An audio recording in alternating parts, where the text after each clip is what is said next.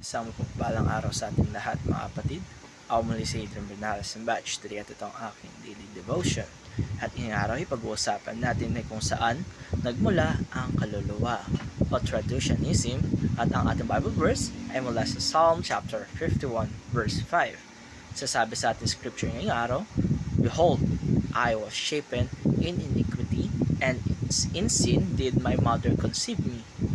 Mga kapatid, madalas nating naririnig ang tanong na saan nga ba talaga nagmumula ang mga kaluluwa ng tao?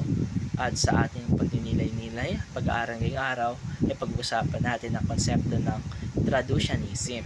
Ang traducianism ay ang paniniwala na ang kaluluwa ng tao kasama ng kanyang katawan ay nagmula sa kanyang mga magulang sa mismong sandali ng paglilihi. Ibig sabihin nito ay hindi lamang ang ating katawan ang minamana natin sa ating mga magulang, kundi pati na rin ang ating kaluluwa. Ay sa mga paniniwalang ito, ang pagkatao natin, katawan, kaluluwa ay dumaan sa ordinaryong proseso ng paglikha sa pamagitan ng ating mga magulang na nagsimula pa kay Adan.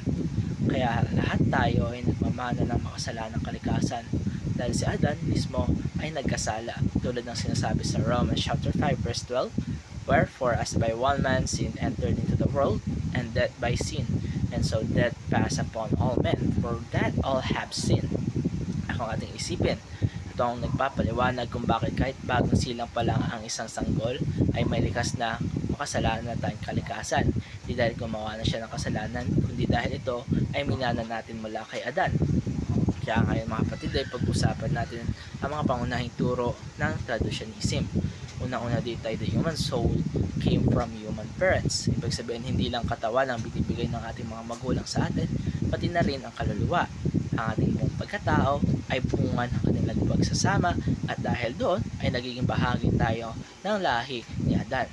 Kalawa, humans inherited Adam's sinful nature.